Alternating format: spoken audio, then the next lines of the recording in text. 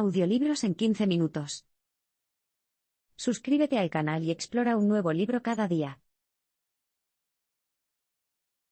A nuestro cerebro le encantan los atajos y pueden usarse para manipularnos. Las madres turcas son unas madres maravillosas, cariñosas, protectoras y cariñosas con sus crías. Sin embargo, mire un poco más de cerca, y verá que esta ternura pende de un solo hilo. Si un polluelo emite el característico sonido de cheep cheep, la madre lo cuidará con cariño. Pero si el polluelo no lo hace, la madre lo ignorará o incluso lo matará. El sonido de cheep cheep es tan persuasivo que incluso una réplica del archienemigo del pavo, el turón, despertará el tierno cuidado de la madre pavo siempre y cuando haga ruido fuerte.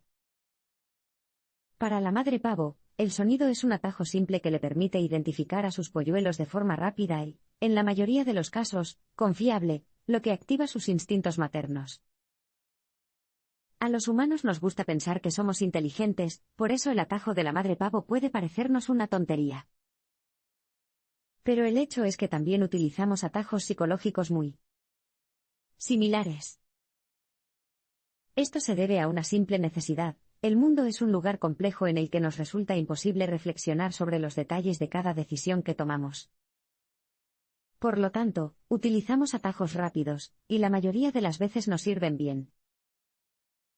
Un ejemplo de este método abreviado es que estamos mucho más dispuestos a hacer un favor a las personas si nos dan una razón, cualquier razón. En un experimento para estudiar este fenómeno, una investigadora preguntó a las personas que hacían cola para utilizar una fotocopiadora si podía saltarse la cola. Descubrió que si daba una razón, ¿puedo saltarme la fila porque tengo prisa? El 94% de las personas cumplieron con su solicitud. Si no dio ninguna razón, solo el 60% cumplió.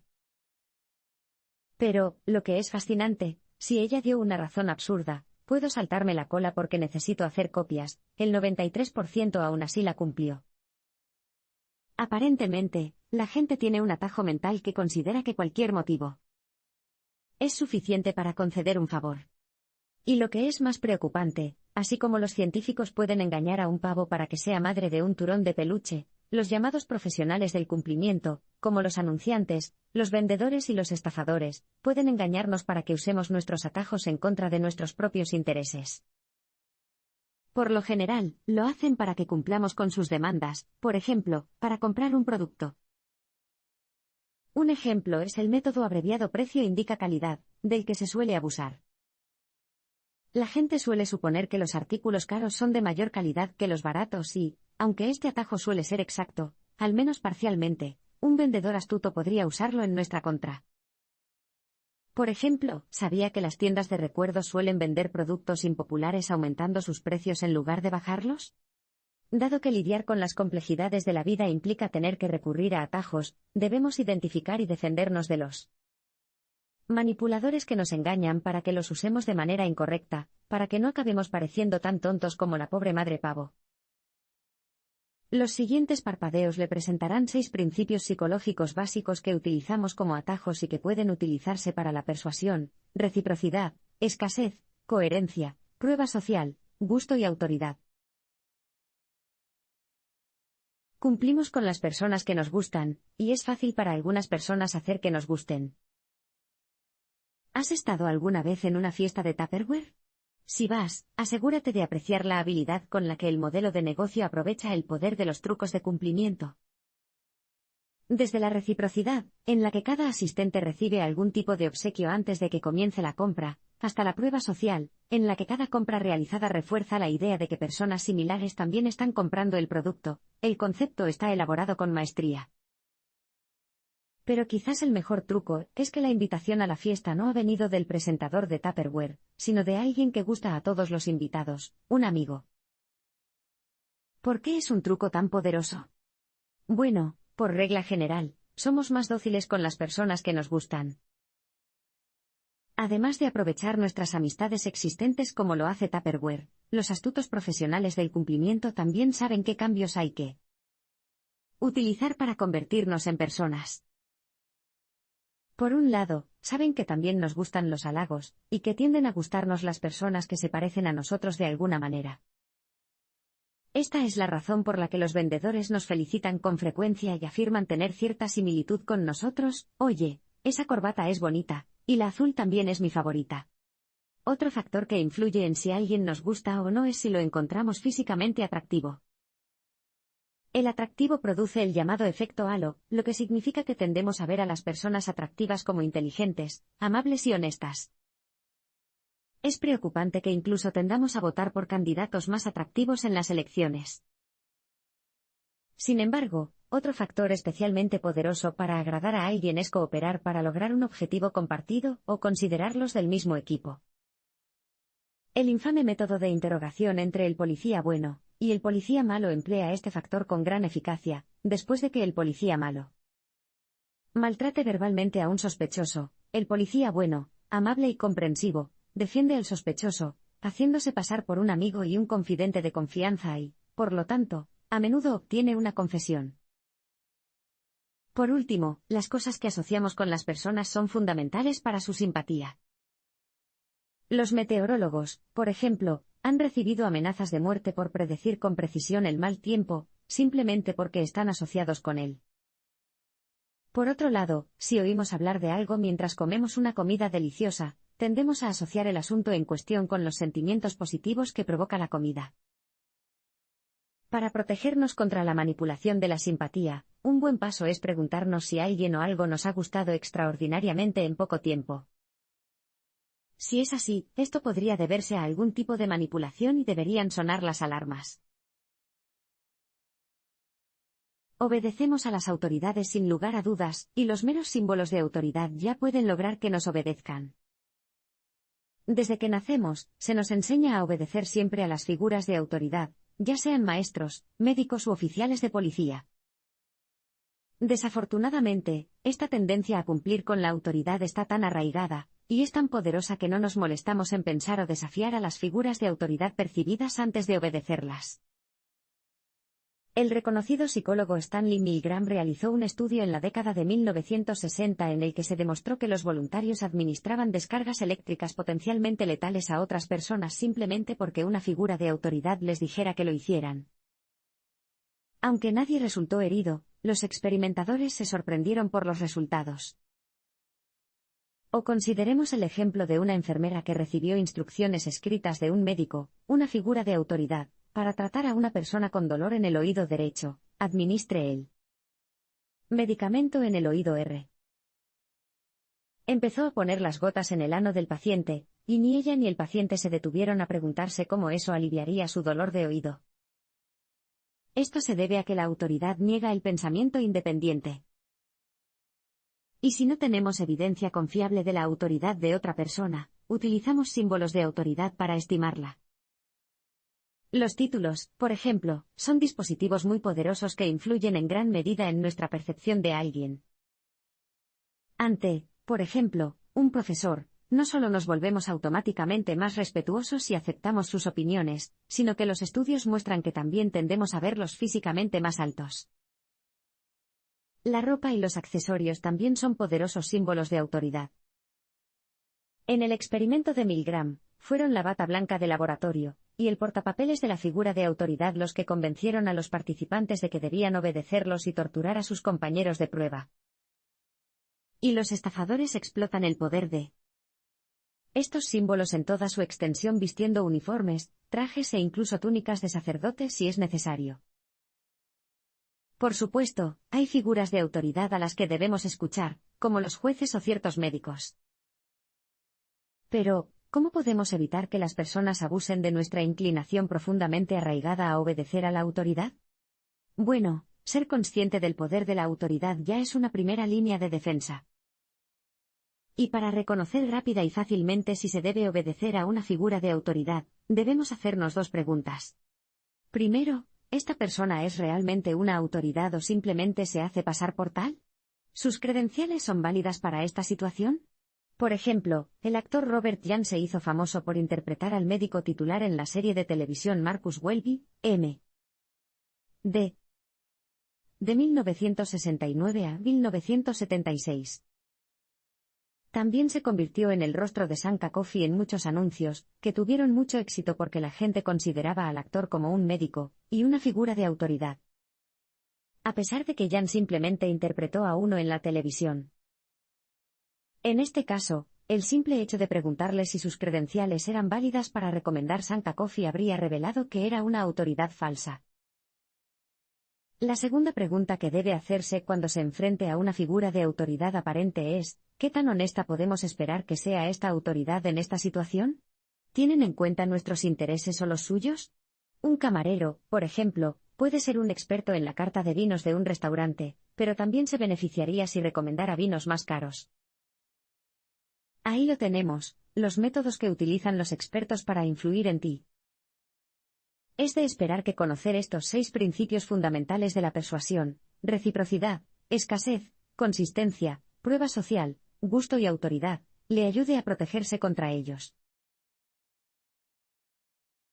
Los seres humanos tienen una necesidad imperiosa de devolver favores. ¿Alguien te ha regalado alguna vez algo en la calle, como una flor o una muestra gratis de algo? ¿Los camareros de los restaurantes de vez en cuando traen dulces de cortesía junto con la factura? Por inocentes que parezcan estos gestos, en realidad son trucos relativamente simples para influir en su comportamiento. Verá, el primer principio psicológico de la persuasión es la regla de la reciprocidad: nos sentimos obligados a devolver los favores. Esta regla constituye la base de todas las sociedades, ya que permitió a nuestros antepasados compartir los recursos, con la seguridad de que serían correspondidos más adelante. ¿Y si alguien nos hace un favor y no se lo devolvemos, sentimos una carga psicológica? Esto se debe en parte a que, como sociedad, desdeñamos a quienes no reciben favores recíprocos, los etiquetamos de burlones o ingratos y tememos que nos etiqueten como tales. ¿Qué tan intenso es el deseo de corresponder?, te preguntarás. Bueno, incluso se puede ver en las relaciones a largo plazo entre los países. Tenga en cuenta que, en 1985, Etiopía era probablemente uno de los países más desfavorecidos del mundo, devastado por la pobreza, el hambre y las enfermedades. Sin embargo, ese año, la Cruz Roja del país envió $5,000 para ayudar a las víctimas del terremoto en la Ciudad de México. ¿Por qué este país desesperadamente empobrecido enviaría dinero a otra tierra lejana? Sencillo, en 1935, cuando Italia invadió Etiopía, México envió ayuda al país, y esta era una oportunidad para devolverle el favor. De hecho, las personas están tan deseosas de liberarse de la carga de la reciprocidad que a menudo hacen favores mucho mayores a cambio de pequeños favores. Por ejemplo, en un estudio realizado en 1971 por el psicólogo Dennis Regan, un investigador llamado Joe se hizo pasar por otro participante, y compró a los sujetos de prueba una Coca-Cola de 10 centavos como un favor espontáneo. Más tarde, resultó que Joe necesitaba un favor: estaba intentando vender tantos boletos de rifa como fuera posible para ganar un premio. ¿Los sujetos lo ayudarían con la compra de algunos? En promedio, los sujetos que habían recibido la Coca-Cola espontáneamente respondieron comprando boletos por valor de 50 centavos, el doble que si no se les regalara ninguna Coca-Cola. El sentimiento de endeudamiento incluso pareció superar la simpatía. Algunos de los participantes compraron billetes para la rifa de Joe a pesar de que dijeron que no les caía bien. Obviamente, este fue un ejemplo de abuso del principio de reciprocidad, porque Joe fue el único que tomó decisiones verdaderamente libres en la situación. No solo impuso una deuda a los sujetos comprándoles una Coca-Cola, sino que también eligió el método de reciprocidad. En la década de 1970, la Organización Krishna de los Estados Unidos también utilizó esta táctica con gran eficacia. Regalaban flores a los transeúntes que pasaban por la calle y, aunque en general estaban molestos, la gente solía hacer donaciones a la organización para satisfacer su necesidad de corresponder el obsequio de la flor. Entonces, ¿cómo puedes defenderte? Como se dijo anteriormente, la reciprocidad desempeña un papel fundamental en la forma en que funcionan las sociedades y las relaciones sociales, por lo que no se puede renunciar por completo a este principio. Sin embargo, puede aprender a identificarla y a resistirse a los intentos deliberados de abusar de ella. Empieza por adquirir el hábito de preguntarte si los favores que recibes son realmente genuinos o si podrían ser intentos de manipularte. Piensa si realmente quieres donar tu dinero a esa organización sin fines de lucro, o si solo te sientes obligado porque te entregaron un regalo en la calle. Y no se preocupe por no corresponder favores, que en realidad son intentos de manipulación disfrazados. Los favores justifican favores a cambio, pero los trucos no. En las negociaciones, empezar con una solicitud escandalosa y retirarse de allí puede generar concesiones. Del mismo modo que deseamos devolverle los favores, cuando negociamos con alguien y esta persona hace una concesión, nos sentiremos obligados a corresponderle.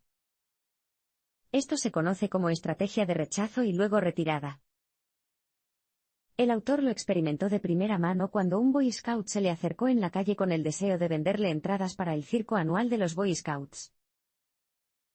El autor se negó a comprar el billete de $5, tras lo cual el niño preguntó si, dado que no compraba entradas, compraría al menos unas barras de chocolate por $1 cada una. Como resultado, el autor se encontró comprando 2 para igualar la concesión que hizo el niño cuando se retiró a vender productos más baratos. Lo que hace que el rechazo, y luego la retirada sea una técnica de persuasión tan poderosa es que, además de evocar nuestro deseo de hacer concesiones recíprocas, también se beneficia del principio de contraste. Cuando se nos presentan dos elementos uno tras otro, la diferencia entre el segundo y el primero aumenta. Por lo tanto, la barra de chocolate de $1 que ofrecía el chico parecía desproporcionadamente barata en comparación con la entrada de circo más cara. La dinámica es bastante simple de usar. Si quieres algo específico de un socio negociador, comienza con una oferta que esté seguro de que rechazará. Luego, retírese de su oferta inicial a lo que realmente desea. Es probable que tu oponente vea esto como una concesión, y se sienta obligado a hacer una similar. Esta estrategia la suelen emplear los negociadores laborales, quienes comienzan con posiciones extremas y luego se retiran gradualmente mientras obtienen concesiones de la otra parte. Sin embargo, los investigadores han descubierto que hay un límite en cuanto a lo extremo que puede ser tu posición inicial. Si es demasiado escandalosa, te considerarán un negociador de mala fe y las concesiones posteriores no serán correspondidas. La estrategia de rechazar y luego retirarse incluso ha derribado a presidentes, como en el infame escándalo de Watergate. En 1972, la reelección del presidente Richard Nixon parecía inevitable, pero de alguna manera un hombre llamado G. Gordon Liddy logró convencer al Comité para la Reelección del Presidente, CRP, de que deberían darle $250,000 para robar las oficinas del Comité Nacional Demócrata. Era una empresa absurdamente arriesgada, pero Liddy utilizó la estrategia de rechazar y luego retirarse. Empezó sugiriendo un plan de $1 millón que implicaba el secuestro, el atraco y la prostitución. Aunque su segunda y tercera propuestas posteriores seguían siendo escandalosas e increíblemente mal concebidas, el CRP consideró que tenían que darle algo a Liddy por las concesiones que había hecho en su primer plan. Además, en comparación con la escandalosa propuesta inicial de $1 millón, el plan de $250,000 que implicaba un simple robo ya no sonaba tan mal. Como probablemente sepa, los ladrones fueron capturados y el escándalo resultante finalmente obligó a Nixon a dimitir. Cuando las oportunidades escasean, las deseamos más. Solo por tiempo limitado. Última oportunidad. La oferta termina en 2 días. Hay una razón por la que los anunciantes suelen hacer hincapié en que una venta no durará para siempre. Según el principio de escasez, cuando algo es difícil de obtener, nos inclinamos más a comprarlo. Los seres humanos vemos las oportunidades como más valiosas si su disponibilidad es limitada, y esto parece deberse a que simplemente odiamos perderlas. Un estudio realizado en 1982 por uno de los estudiantes de Cialdini mostró que cuando se informaba a los compradores de que había una venta de carne por tiempo limitado, compraban 3 veces más que si no hubiera límite de tiempo. Curiosamente, este efecto se agravó cuando se dijo a la gente que solo unos pocos sabían de la venta. La escasez de la oferta y de la información en sí misma hizo que los compradores compraran 6 veces más carne que los clientes que desconocían ninguno de los Límites. Entonces, ¿cuándo la escasez se convierte en una poderosa influencia en nuestra toma de decisiones? Deben cumplirse dos condiciones. En primer lugar, tendemos a querer algo más si su disponibilidad ha disminuido recientemente que si se ha mantenido estable en el tiempo. Esta es la razón por la que las revoluciones suelen ocurrir cuando las condiciones de vida se deterioran drásticamente, en lugar de cuando son consistentemente bajas. La caída repentina aumenta el deseo de la gente por algo mejor, por lo que salen a la calle. En segundo lugar, la competencia siempre acelera nuestros corazones. Ya sea en subastas, romances o negocios inmobiliarios, la idea de perder algo a manos de un rival a menudo hace que pasemos de ser reacios a ser demasiado entusiastas. Esta es la razón por la que, por ejemplo, los agentes inmobiliarios suelen mencionar a los compradores que varios otros postores también están interesados en una casa determinada, sea verdadera o no. De hecho, una situación competitiva puede provocar un frenesí de alimentación por un bien escaso, incluso entre los negociadores experimentados. Tomemos como ejemplo la historia de Barry Diller, un ejecutivo de la cadena de televisión ABC, considerado un magnate por su éxito en la industria del entretenimiento. Pero luego, en 1973, pagó $3,3 millones por el derecho a mostrar la película La aventura del Poseidón en televisión, una vez. Esta fue la cantidad más alta jamás pagada por una sola vez de una película, y ABC estimó más tarde que perdería $1 millón en este acuerdo. Entonces, ¿por qué diablos pagó Diller esta cantidad sin precedentes? Sencillo, era la primera vez que los derechos se vendían a redes en una subasta abierta, en la que las ofertas de los competidores eran visibles entre sí. Esto llevó a los compradores a una guerra de ofertas irracional y, cuando las cosas se calmaron, los competidores de ABC se sintieron aliviados de no haber ganado. Mientras tanto, Diller declaró sombríamente que ABC nunca volvería a participar en una subasta de este tipo. Para contrarrestar el afán que surge de la escasez, siempre debemos considerar si queremos el artículo en cuestión por el uso que nos da, por ejemplo, su sabor o función, o simplemente por un deseo irracional de poseerlo. Cuando se utiliza la escasez en nuestra contra, la respuesta suele ser la última. Prohibir algo lo hace muy deseable. ¿Conoces el viejo adagio de que la gente solo quiere lo que no puede tener? Bueno, hay algo de verdad en ello. Los padres, por ejemplo, suelen observar este fenómeno en sus hijos. Un juguete se volverá inmediatamente mucho más atractivo si se le prohíbe expresamente al niño jugar con él. Este efecto también prevalece en el mundo de los adultos, y es por eso que la censura es un arma de doble filo. Cuando se prohíbe la información, se percibe como más valiosa que si estuviera disponible gratuitamente. Por ejemplo, un estudio realizado en la década de 1970 en la Universidad de Carolina del Norte mostró que cuando a los estudiantes universitarios se les dijo que un discurso en contra de la cancelación y la prohibición de los dormitorios mixtos en el campus universitario, se mostraron más comprensivos con la idea, y eso sin haber escuchado ni una sola palabra del discurso. Del mismo modo, las investigaciones en los tribunales indican que los jurados también se ven influenciados por la información censurada. Se sabe desde hace tiempo que cuando los jurados saben que una compañía de seguros pagará la factura, tienden a conceder mayores daños a los demandantes. Curiosamente, sin embargo, otorgan una indemnización aún mayor si el juez les dice expresamente que ignoren el hecho de que el acusado tiene un seguro. La información prohibida les parece más relevante y les hace reaccionar de forma exagerada, al igual que un juguete prohibido parece inmensamente deseable para cualquier niño. Y esto también se aplica a otras cosas además de la información. Basta con considerar el ejemplo del condado de Dade, Florida. Cuando declaró ilegales los detergentes para ropa que contenían fosfato, los residentes no solo empezaron a contrabandear y a acumular grandes cantidades del producto, sino que también empezaron a ver que los detergentes a base de fosfato eran mejores que antes.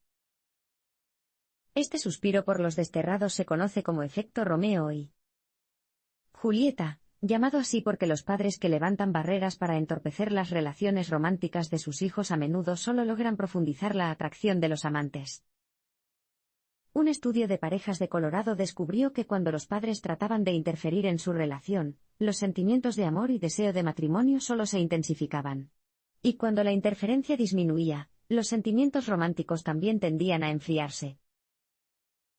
Al igual que en el caso de la escasez, el efecto Romeo y Julieta también se debe al hecho de que los humanos realmente odian perder oportunidades. Queremos mantenernos fieles a nuestra palabra. Imagina que estás tumbado en la playa, disfrutando de un merecido día de descanso. Es un día caluroso y anhelas darte un refrescante chapuzón en el agua. Pero, ¿qué vas a hacer con tu cartera y tus llaves? ¿Esconderlos? ¿O pedirle a un vecino adorador del sol que los vigile? Un estudio realizado por el psicólogo Thomas Moriarty muestra que preguntarle a alguien es probablemente una mejor idea de lo que piensas. Sus resultados mostraron que, en general, cuando la gente en una playa presenció un robo simulado de una radio desde una toalla vecina, solo el 20% reaccionó. Pero si el dueño de la toalla había pedido primero a la gente que por favor cuide mis cosas, el 95% de sus vecinos casi se volvieron vigilantes, e incluso persiguieron al ladrón y cogieron la radio por la fuerza. ¿Por qué? En pocas palabras, los seres humanos tenemos un fuerte deseo de coherencia. Deseamos que nuestras acciones sean consistentes con lo que hemos dicho. Como mostró el estudio, este impulso es tan fuerte que incluso parece superar las preocupaciones por nuestra propia seguridad personal.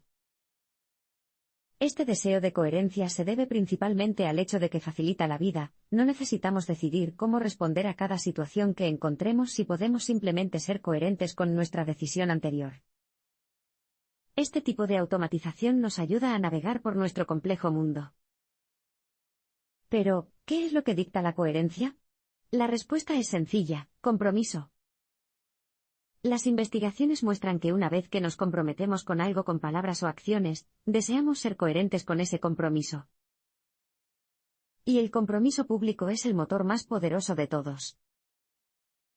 Por ejemplo, después de la Guerra de Corea, los interrogadores chinos consiguieron que los prisioneros de guerra estadounidenses colaboraran mediante esta táctica.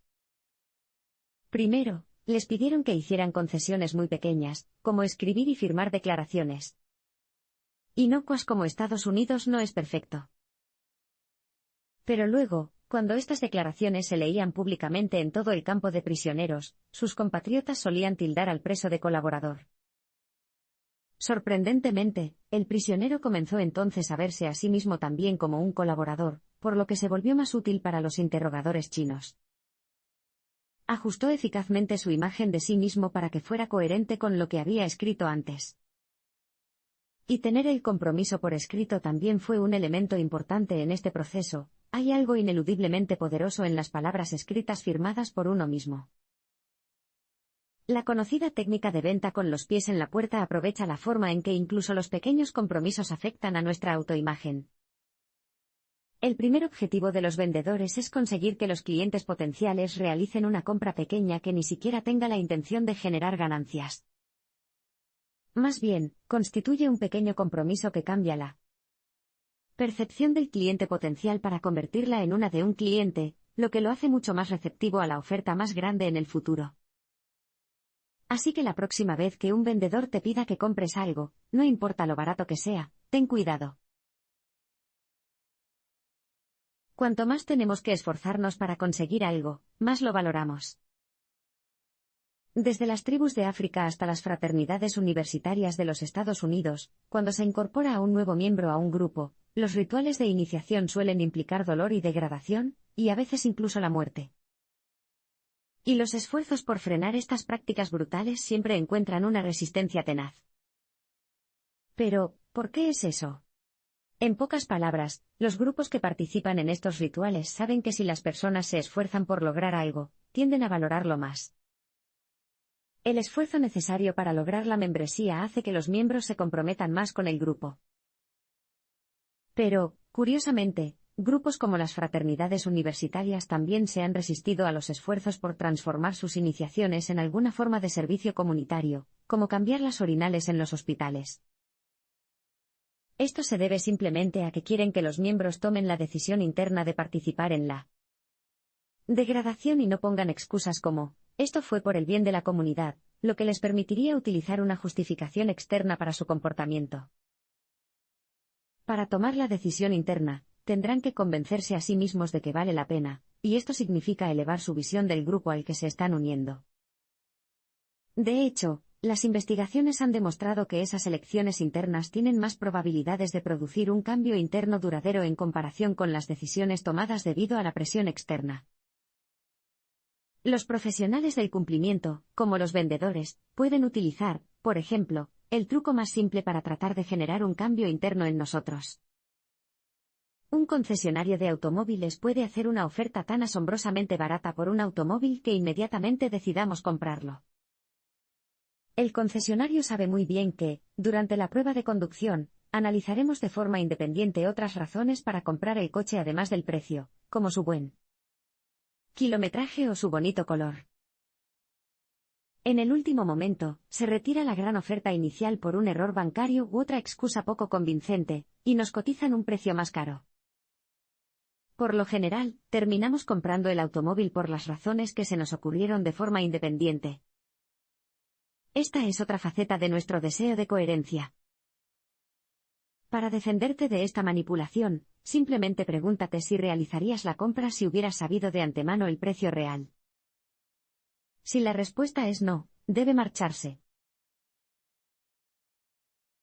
Cuando no estamos seguros, buscamos pruebas sociales. ¿Te has preguntado alguna vez por qué las comedias suelen tener pistas de risa? De hecho, las investigaciones indican que las huellas de risa nos harán reír por más tiempo, y con más frecuencia, especialmente con las bromas malas. Esto se debe al principio de la prueba social, que establece que a menudo decidimos cuál es el curso de acción correcto observando el comportamiento de los demás. En el caso de la canción de la risa, incluso la risa artificial nos ayuda a convencernos de que los demás consideran que las bromas son divertidas, lo que significa que probablemente nosotros también deberíamos hacerlo. Esta dinámica también la utilizan los ujieres de la iglesia, que salan cestas de recolección con algunos billetes antes del servicio para que parezca que todos están haciendo donaciones. Y es por eso que las empresas suelen anunciar sus productos con frases como los más vendidos o de más rápido crecimiento, lo que hace que los clientes sientan que otros también están comprando los productos. La prueba social se convierte en una influencia particularmente poderosa cuando nos enfrentamos a la incertidumbre. Pensemos en el famoso caso de Kitty Genovese, que fue asesinada a puñaladas frente a su edificio de apartamentos en Nueva York en 1964. Algunos vecinos escucharon los gritos de auxilio de la joven, pero nadie intervino ni llamó a la policía. Los medios de comunicación pronto informaron que los vecinos habían sido insensibles, y no se habían preocupado en absoluto por su vecino, lo que provocó indignación. Más tarde se descubrió que algunos vecinos habían gritado por las ventanas o habían llamado a la policía, pero aún así, el caso se estudia como un ejemplo perfecto de la inacción de los espectadores, ya que es menos probable que las personas ayuden a una víctima en caso de emergencia si hay otras personas presentes. Los psicólogos especulan que este efecto espectador se debe principalmente a dos factores. En primer lugar, cuando participan muchas personas, disminuye la responsabilidad personal que siente cada participante. ¿Quizás alguien más llame a la policía? En segundo lugar, a menudo es difícil identificar una emergencia real, especialmente en un entorno urbano. ¿El hombre sentado en la calle necesita atención médica o simplemente ha bebido demasiado? ¿El grito es de una víctima de asesinato o de alguien viendo un emocionante partido de fútbol? Este tipo de incertidumbre lleva a las personas a buscar orientación en el comportamiento de los demás.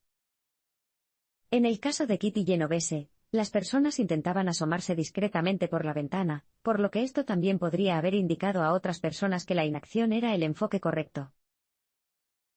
Digamos que se encuentra en una situación de emergencia en medio de una multitud. ¿Cómo puede obtener ayuda de manera eficaz?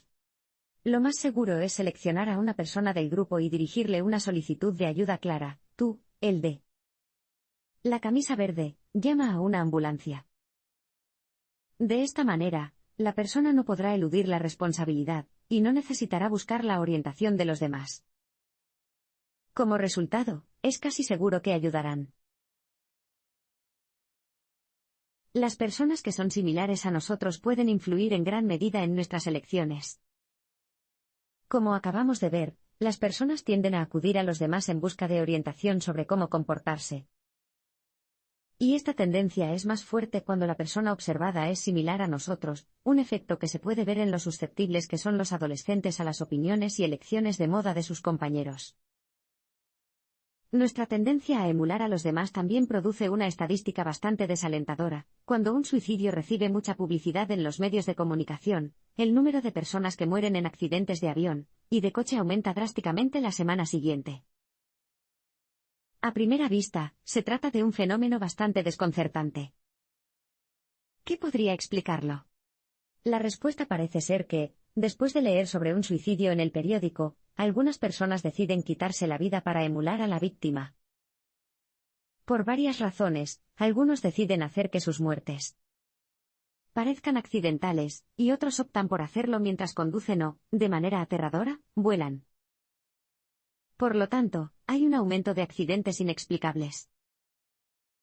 Lamentablemente, no se trata de personas que se hubieran suicidado de todos modos. Las investigaciones han demostrado que cada noticia de suicidio de primera plana resulta efectivamente en la muerte de 58 personas que de otro modo habrían seguido viviendo.